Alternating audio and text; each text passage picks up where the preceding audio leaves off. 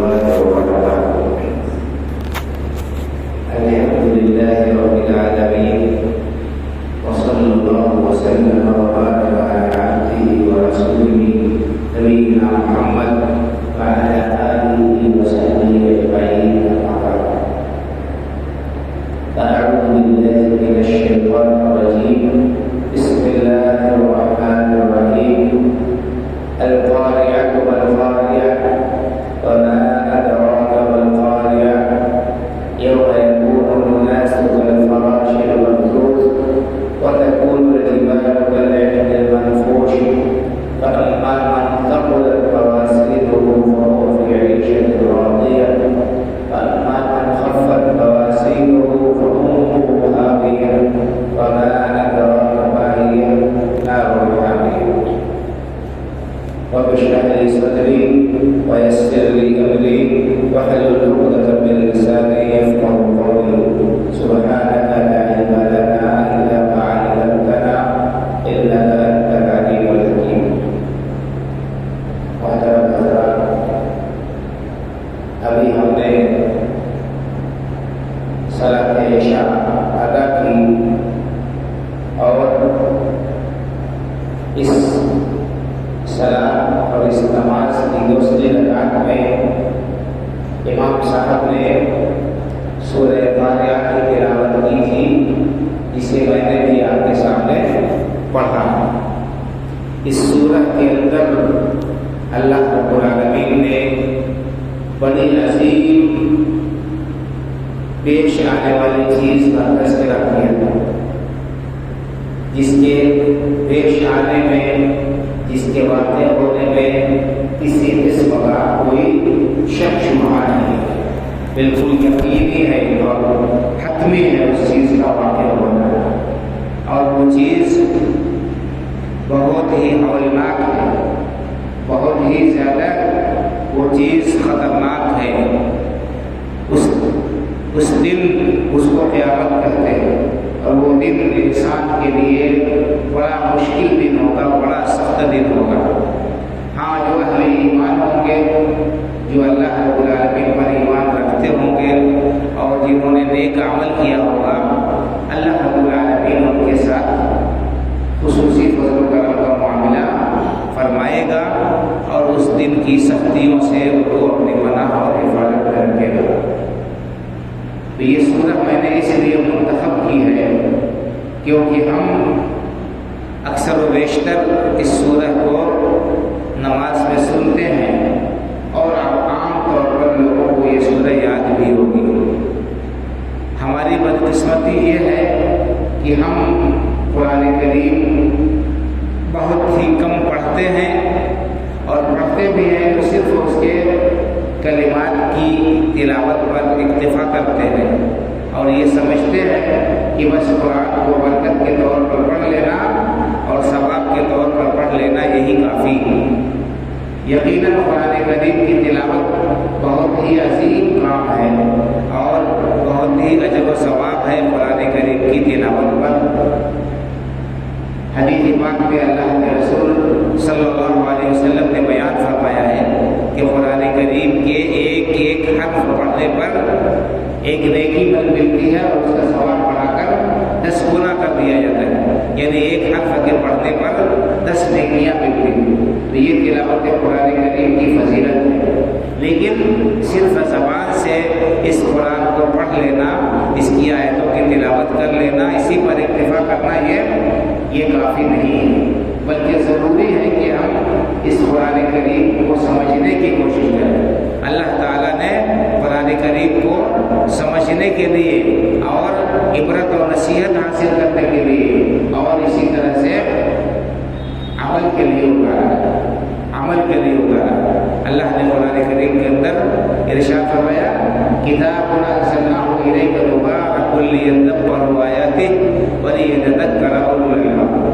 یہ ایک بابرکت کتاب ہے جو ہم نے اتاری ہے، جو نازل کی ہے ہم نے.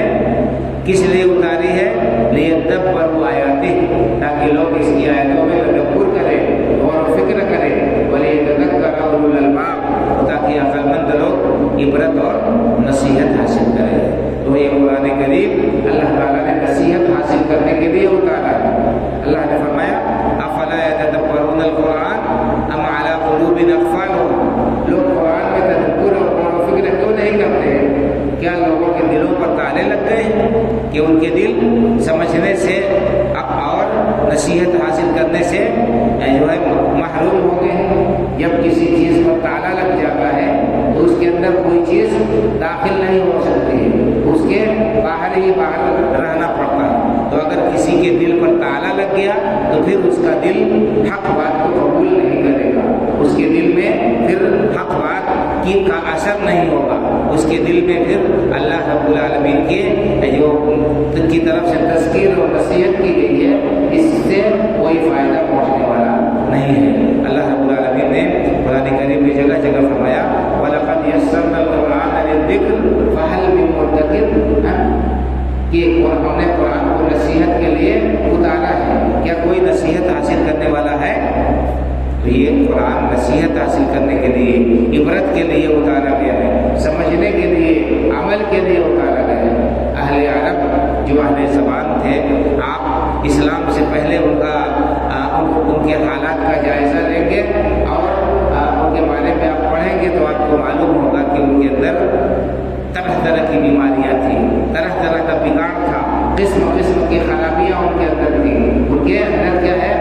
عقیدے کا بگاڑ تھا، شرک میں اور کفر میں، اور اسی طرح سے دوسرے گناہوں میں مبتلا تھے، عقائد کی خرابیوں میں، اسی طرح سے ان کے اخلاق خراب تھے، ان کے معاملات پٹری سے اترے ہوئے تھے، اسی طرح سے قتل و خوریزی اور شراب نوشی اور جوا، اسی طرح سے حرام کاری، زنا، یہ ساری چیزیں ان کے اندر پائی جاتی تھی۔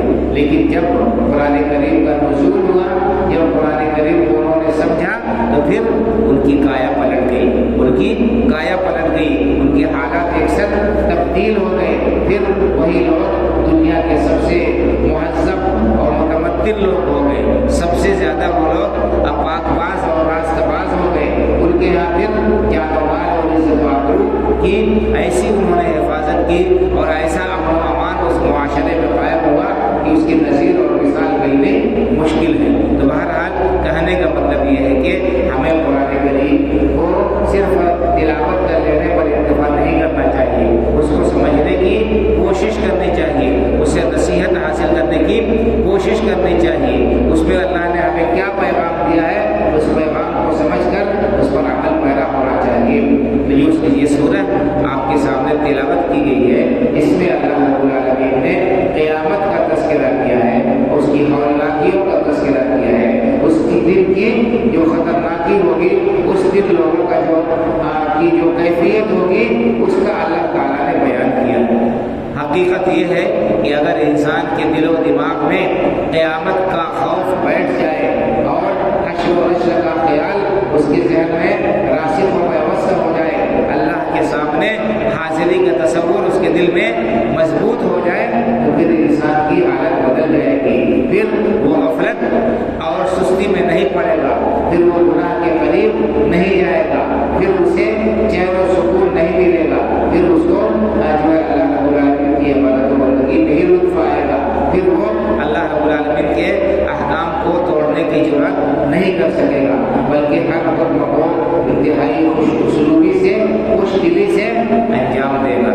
تو میں یہ مناسب سمجھتا ہوں کہ اس سورت کی مختصر سی ترجمانی اور اس کی شرح کر دو تاکہ ہمیں پتہ چل جائے کہ اللہ نے اس سورہ میں کتنا عظیم جو ہے کتنا عظیم پیغام دیا ہے اور کتنی زبردست بات اللہ رب العالمین نے بتائی ہے، اور چند گنے چنے الفاظ میں ہماری دنیا اور آخرت دونوں کی بھلائی کی اللہ تعالیٰ نے دلیل رکھ دی۔ اللہ رب العالمین نے سب سے پہلے فرمایا القاریۃ ما القاریۃ وما ادراک ما القاریۃ، کھٹکھٹانے والی یا کھڑکھڑانے والی کیا ہے؟ کھڑکھڑانے والی، اور آپ کو کیا پتا کہ وہ کھڑکھڑانے والی، کھٹکھٹانے والی کیا؟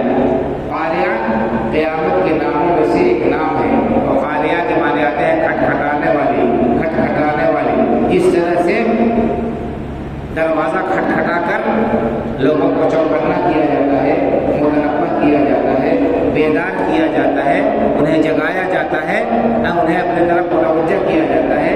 ایک دن قیامت ہوگی، یہ سارے لوگوں کو کیا ہے اٹھا دے گی، اور سارے کے سارے لوگ جو ہے اس دن چوکنا اور ہوشیار ہو جائیں گے، اور ان کو اللہ کے حضور حاصل ہونا ہوگا۔ فرمایا کھٹکھٹانے والی، اور آپ کو کیا معلوم کہ کھٹکھٹانے اور کھڑکھڑانے والی کیا ہے؟ وما ادراک ما القاریہ یوم یکون الناس کالفراش المبثوث۔ اللہ نے فرمایا کہ وہ دن، جس دن یہ چیز واقع ہوگی، لوگوں کو جگایا جائے گا اور ان کو زندہ کیا جائے گا، وہ دن بڑا خطرناک دن ہوگا، بڑا ہولناک دن ہوگا۔ اس دن لوگوں کے اوپر بے خودی کا عالم طاری ہوگا، خوف و دہشت کے مارے وہ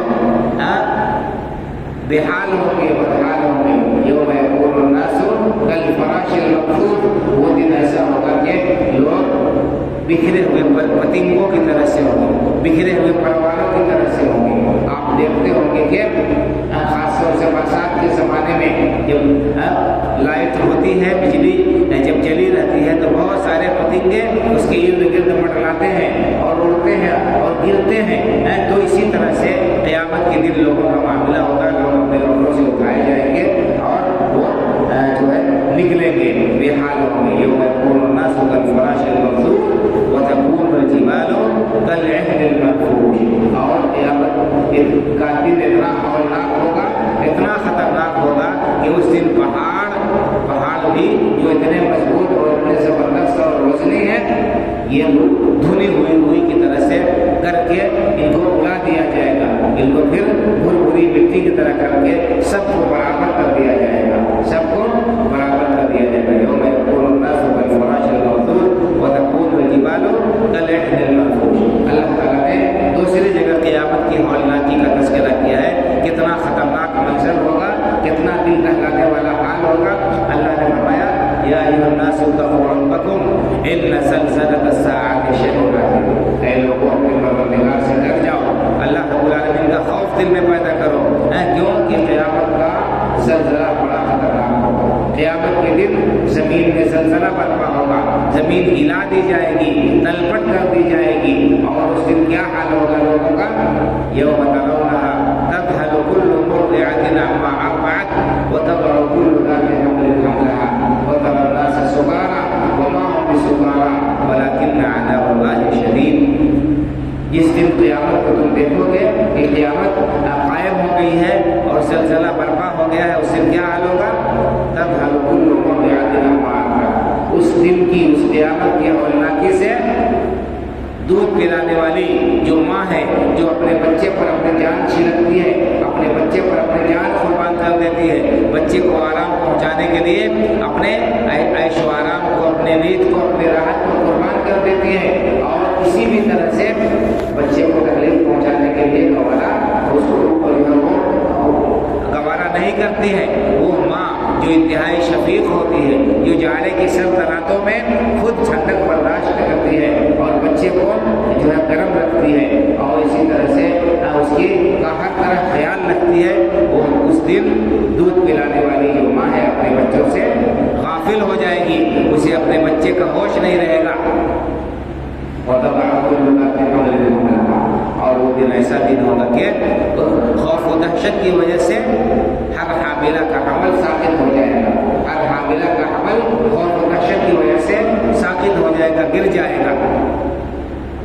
وَتَرَى النَّاسَ سُكَارَىٰ، اور تم دیکھو کہ لوگوں کو گویا کہ وہ مست ہے، گویا کہ نشے میں ہے، وَمَا هُم بِسُكَارَىٰ، حالانکہ وہ نشے میں نہیں ہوں گے، وَلَٰكِنَّ عَذَابَ اللَّهِ شَدِيدٌ، لیکن اللہ کا عذاب بڑا سخت ہوگا، اللہ کا عذاب اتنا سخت ہوگا، اس کے خوف سے لوگوں کا حال خراب ہوگا، لوگ جو ہے اس طرح سے بدحواس ہوں گے، پریشان حال ہوں گے، گویا کہ جیسے شرابی جیسے ہوتا ہے، شراب کے نشے میں بدمست ہوتا ہے، اس کو اپنے اوپر کنٹرول نہیں رہتا ہے، وہ ہلتا ہے، ادھر گرتا ہے، ادھر گرتا ہے، اسی طرح خوف کی وجہ سے لوگوں کا حال ہوگا۔ تو یہ بات اللہ تعالیٰ نے بیان فرمائی قرآن کریم میں، اور بہت ساری آیتوں میں، بہت ساری صورتوں میں اللہ تعالیٰ نے قیامت کی ہولناکی کا تذکرہ کیا ہے۔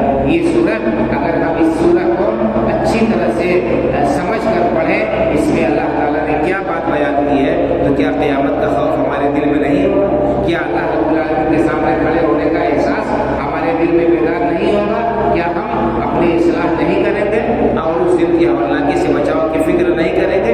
یقیناً کریں گے۔ تو اللہ تعالیٰ نے سوال کر کے، استفہام کر کے، پھر لوگوں کی حالت و کیفیت بیان کر کے ہمیں متنبہ کیا ہے اور آگاہ کیا ہے، بیدار کیا ہے، خبردار کیا ہے کہ لوگوں دنیا کے رنگینیوں میں نہ پھنس کر نہ جانا، دنیا کے رنگینیوں کو، رعنائیوں کو سب کچھ نہ سمجھ لینا۔ دنیا کے اندر بڑی چاشنی پائی جاتی ہے، اس کے اندر بڑی دلکشی پائی جاتی ہے، یہ دنیا لوگوں کو اپنی طرف کھینچتی ہے، مائل کرتی ہے۔ عقل مند انسان وہ ہے جو دنیا کے فتنوں سے اپنے آپ کو بچا لے اور آخرت کے لیے وہ تیاری کرے۔ اللہ کے رسول صلی اللہ علیہ وسلم کا ارشاد گرامی ہے، آپ نے فرمایا کہ ان الدنیا حلوۃ خضرۃ وان اللہ مستخلفکم فیہا فینظر کیف تعملون فاتقوا الدنیا واتقوا النساء۔ لوگوں، یہ دنیا بڑی سرسبز و شاداب ہے، بڑی ہری بھری ہے، اس کے اندر بڑی دلکشی اور بڑی رعنائی پائی جاتی ہے۔ ان الدنیا حلوۃ، اس کے اندر بڑی چاشنی اور مٹھاس اور لذت ہے۔ خضرۃ، بڑی رعنائی ہے، اس کے اندر دلکشی ہے، ہریالی ہے اس کے اندر۔ وان اللہ مستخلفکم فیہا، اللہ تعالیٰ نے تمہیں اس دنیا میں بھیجا ہے، تمہیں تمہارے پورکھوں کا جانشین بنایا ہے۔ تمہارے پورکھے، تمہارے باپ دادا تھے، وہ چلے گئے، ان کے جانشین تم ہو۔ ایسا نہیں ہے کہ تم ہمیشہ رہو گے، تم سے پہلے کے لوگ اس دنیا سے رخصت ہو گئے، چلے گئے، وقت مقررہ آنے کے بعد ان کو یہاں پر رہنے کا موقع نہیں ملا۔ یہی حال تمہارا بھی ہوگا، تم کو بھی اللہ کے حضور حاضر ہونا ہے۔ وَإِنَّ اللَّهَ مُسْتَخْلِفُكُمْ فِيهَا فَيَنظُرَ كَيْفَ تَعْمَلُونَ۔ اللہ نے یہاں بھیجا ہے تمہارا امتحان لینے کے لیے، تمہیں آزمانے کے لیے، تمہیں پرکھنے کے لیے کہ دیکھیں کہ تمہارا عمل کیسا ہے، تمہارا عمل کیسا ہے۔ وَاتَّقُوا الدُّنْيَا وَاتَّقُوا النِّسَاءَ، اس لیے دنیا سے جو کرنا ہوگا رہنا، جو دنیا کے فتنوں سے اپنے دامن کو بچائے رہنا اور عورتوں کے فتنے سے بھی اپنے آپ کو بچا کر رکھنا۔ یہ دو بڑے فتنے ہیں، ان کے اندر انسان مبتلا ہو جاتا ہے اور ان کے پیچھے پڑ کر ان کو حاصل کرنے کے چکر میں حرام و حلال کی تمیز کھو دیتا ہے، جائز اور ناجائز کا خیال اس کے ذہن سے نکل جاتا ہے اور وہ کیا ہوتا ہے، اپنے آپ کو حالات کو برباد کر دیتا ہے۔ فاتقوا الدنیا واتقوا النساء، اللہ نے فرمایا کہ اللہ تعالیٰ نے اس لیے بھیجا ہے تاکہ تمہیں آزمائے۔ فینظر کیف تعملون، یہی بات اللہ تعالیٰ نے بیان فرمائی۔ الذی خلق الموت والحیات لیبلوکم ایکم احسن عملا، اللہ تعالیٰ نے موت و حیات کا جو سلسلہ رکھا ہے دنیا میں تمہیں بھیجا ہے اور اس کے بعد وفات دے گا، تمہارے بعد تمہارے جانشین آئیں گے، یہ امتحان کے طور پر اللہ نے دنیا میں بھیجا۔ یہ دنیا دارالامتحان ہے، یہ دنیا دارالعمل ہے، یہ دنیا سب کچھ نہیں ہے کہ یہی رہنا ہے، کھانا پینا ہے اور موج مستی کرنا ہے، اس کے بعد ختم ہو جانا ہے، مر کر جانا ہے، کھپ جانا ہے اور ہم کو کچھ جو ہے حساب کتاب نہیں دینا ہے۔ ایسی بات نہیں ہے، اللہ تعالیٰ حساب لے گا اور سوال جواب ہوگا، اس کے بعد جیسا عمل ہوگا اسی کے مطابق بدلہ ملے گا۔ اللہ تعالیٰ نے قرآن کریم میں کیا فرمایا، ایحسب الانسان ان یترک سدی، کیا انسان نے یہ سمجھ رکھا ہے کہ اسے بیکار چھوڑ دیا جائے گا، اسے حساب کتاب نہیں ہوگا؟ اگر کوئی شخص ایسا سمجھتا ہے تو اس کی بہت بڑی بھول ہے۔ سبحان اللہ تعالیٰ نے اس سورہ میں کیا فرمایا، یوم یکون الناس کالفراش المبثوث، قیامت کا دن بڑا ہولناک دن ہوگا، بڑا خطرناک دن ہوگا، کلیجے منہ کو آئیں گے، لوگ جو ہے بے حال ہوں گے اور بے خود ہوں گے، ادھر ادھر بکھرے ہوئے پروانوں کی طرح سے ہوں گے۔ وتکون الجبال کالعہن المنفوش، اور پہاڑ دھنے ہوئی روئی کی طرح سے ہو جائیں گے، ان کے گالوں کی طرح سے ہو کر اڑ جائیں گے۔ تو یہ جن جو پہاڑ کو ریزہ ریزہ کر دے گا، ایک معمولی انسان کیسے اس دن کی ہولناکی کتاب لا سکتا ہے؟ بھائی اور بزرگوں، اس سے ہمیں عبرت اور نصیحت حاصل کرنا چاہیے۔ اس کے بعد اللہ تعالیٰ نے کیا فرمایا، فَأَمَّا مَنْ ثَقُلَتْ مَوَازِينُهُ فَهُوَ فِي عِيشَةٍ رَاضِيَةٍ، جو شخص جس کے اعمال نامے وزنی ہوں گے، جس کا اعمال نامہ جو تولا جائے گا وزنی ہوگا، ترازو میں اس کے اعمال نیکیوں کے والا پلڑا بھاری ہوگا، فَهُوَ فِي عِيشَةٍ رَاضِيَةٍ، وہ پسندیدہ زندگی میں ہوگا۔ اللہ تعالیٰ اسے نعمتوں بھری جنت دے گا، اس کو ہر طرح کا آرام و آسائش میسر ہوگا، ہر طرح کی نعمتوں سے وہ متوجہ ہوگا۔ ایسی نعمتیں ملیں گی، ایسی کامیابی ملے گی کہ اس کے بعد کبھی ناکامی نہیں ہوگی، وہ نعمتیں کبھی فنا نہیں ہوگی، کبھی ختم نہیں ہوگی، کبھی وہ انسان بوڑھا نہیں ہوگا، کبھی مرے گا نہیں، ہمیشہ ہمیشہ کی نعمتوں میں جنتوں میں انسان رہے گا۔ کب؟ جس کا عمل اچھا ہوگا، جس کے اعمال نامے میں نیکیوں کا پلڑا بھاری ہوگا۔ اور اگر معاملہ اس کے برعکس ہے، وَأَمَّا مَنْ خَفَّتْ مَوَازِينُهُ، جس کے پلڑے ہلکے ہوں گے، جس کے ہاں نیکیاں کم ہوں گی، گناہوں کا پلڑا جس کا بھاری ہوگا، فَأُمُّهُ هَاوِيَةٌ، اس کا ٹھکانہ ہاویہ ہو۔ ہاویہ جہنم کے ناموں میں سے ایک نام ہے۔ ہوا جاوی کے معنی آتے ہیں گرنے کے، یعنی وہ ایسی جگہ ہوگی جہاں انسان کو پھینک دیا جائے گا اور اس میں اودھے منہ ڈال دیا جائے گا، اودھے منہ ڈال دیا جائے گا۔ جہنم کی گہرائی کتنی ہے؟ حدیث میں آتا ہے کہ کوئی چیز پھینکی جائے 70 سال مسلسل وہ جب گرے گی وہ چیز، تب جہنم کی تہ میں پہنچے گی۔ اتنی خطرناک جہنم ہے بھائی، اور اتنی زیادہ اس کی گہرائی ہے اور اس کی خطرناکی کا کیا کہنا، انسان اس کو سوچ نہیں سکتا ہے، اس کا تصور نہیں کر سکتا ہے۔ حدیث پاک میں اللہ کے رسول صلی اللہ علیہ وسلم نے جہنم کی آگ کا تذکرہ کرتے ہوئے فرمایا ہے کہ یہ جہنم کی آگ دنیا کی آگ سے 69 گنا زیادہ ہے۔ دنیا کی آگ جہنم کی آگ کا 70واں حصہ ہے۔ تو دنیا کی یہ آگ ہم برداشت نہیں کر سکتے، دنیا کی معمولی سی آگ ہم نہیں برداشت کر سکتے۔ سب سے زیادہ تیز جو آگ ہو سکتی ہے دنیا کی، جس میں اگر پہاڑ ڈالا جائے تو وہ بھی گل جائے گا، بڑے سے بڑے لوہے کی چٹان ڈالی جائے تو وہ بھی گل جائے گی، سکنڈوں کے اندر وہ راگے کی طرح سے، پانی کی طرح سے ہو جائے گی۔ ایسی آگ، ایسی سخت آگ ہوگی اس شخص کا ٹھکانہ 70 سال جو ہے کہ گہرائی، اس جہنم کی گہرائی ہے کہ کوئی چیز اس میں پھینک دی جائے تو 70 سال میں اس کی وہ تہ میں پہنچے گی۔ وہ ایسی خطرناک آگ ہوگی اس شخص کے لیے تیار کی ہے اللہ تعالیٰ نے جو نافرمان ہے، جو گناہگار ہے، جس کے اعمال نامے میں نیکیاں نہیں ہیں بلکہ گناہ، جس کا پلڑا جس کا بھاری ہے۔ وَأَمَّا مَنْ خَفَّتْ مَوَازِينُهُ فَأُمُّهُ هَاوِيَةٌ وَمَا أَدْرَاكَ مَا هِيَهْ، تمہیں کیا پتا کہ وہ جو ہے حاویہ کیا ہے؟ نار حامیہ، بہت ہی گرم آگ ہے، انتہائی گرم آگ ہے۔ آگ تو ویسے ہی گرم ہوتی ہے، تاکید کے لیے کہا ہے۔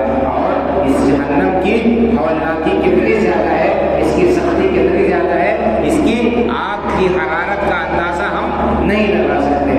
معمولی سا اندازہ آپ لگائیں کہ اللہ کے رسول صلی اللہ علیہ وسلم نے فرمایا ہے کہ جہنم نے اللہ رب العالمین سے اپنی گرمی کی شکایت کی، جہنم نے اللہ رب العالمین سے اپنی گرمی کی شکایت کی تو اللہ تعالیٰ نے اسے اور کہا کہ میرا پاس کو کھائے جا رہا ہے، تو اللہ تعالیٰ نے جہنم کو ایک سانس لینے کی سال میں اجازت دی جاڑے میں، اور ایک سانس لینے کی اجازت دی گرمی میں۔ تو سخت ترین گرمی جو پاتے ہو یہ جہنم کی ایک سانس کا نتیجہ ہے، اور سخت ترین سردی جو پاتے ہو یہ بھی جہنم کی ایک سانس کا نتیجہ ہے۔ اللہ بہت ذرا سوچے بھائیو بزرگوں، ابھی گرمی کا موسم گزرا ہے بلکہ ابھی چل ہی رہا ہے، دھوپ تیز ہوتی ہے تو انسان کیا کرتا ہے؟ وہ بے چین ہو جاتا ہے، مضطرب ہو جاتا ہے، پریشان ہو جاتا ہے۔ سخت گرمی کے زمانے میں رات میں بھی بستر تپتا رہتا ہے، دیواریں تپتی رہتی ہیں، پانی لگتا ہے کہ کسی نے کھولا دیا ہے۔ یہ جہنم کی ایک سانس کا نتیجہ ہے کہ دنیا تندور بن جاتی ہے، دنیا سخت جو ہے گرم ہو جاتی ہے، انسان کا جینا دشوار ہو جاتا ہے۔ جبکہ یہ جہنم ہم سے کتنے فاصلے پر ہے ہمیں اس کا اندازہ نہیں، ہمیں اس کا احساس اور علم نہیں ہے، لیکن جنت و جہنم موجود ہے، تیار ہے، اللہ رب العالمین نے تیار کر رکھا ہے۔ تو جہنم کی ایک سانس جب اتنی خطرناک ہے بھائی اور بزرگوں کی، اس ایک سانس کی ہم کام نہیں لا سکتے، تو ہم اللہ سب کو اپنے پناہ میں رکھے، حفاظت میں رکھے۔ اگر کوئی شخص جہنم میں ڈال دیا جائے تو اس کا کیا حشر ہوگا، اس کا کیا حال ہوگا، کیا برا حال اس کا ہوگا، ہم اور آپ اس کا اندازہ لگا سکتے ہیں۔ تو اللہ تعالیٰ نے اس مختصر سے سورت میں قیامت کی ہولناکی کا تذکرہ کیا ہے کہ قیامت کا دن بڑا سخت دن ہوگا، اور اس دن لوگوں کی حالت غیر ہوگی۔ اللہ تعالیٰ جس پر رحم کرے گا، خصوصی مہربانی جس کے اوپر اللہ تعالیٰ کرے گا، وہی قیامت کے دن کی ہولناکی سے بچ سکتا ہے۔ اس کے بعد حساب کتاب جب ہوگا تو حساب کتاب میں لوگوں کی دو قسمیں ہوں گی۔ ایک وہ لوگ جن کے لیے کامیابی ہے، اللہ تعالیٰ نے جن کے لیے جنت مقدر کی ہے وہ لوگ جنت میں جائیں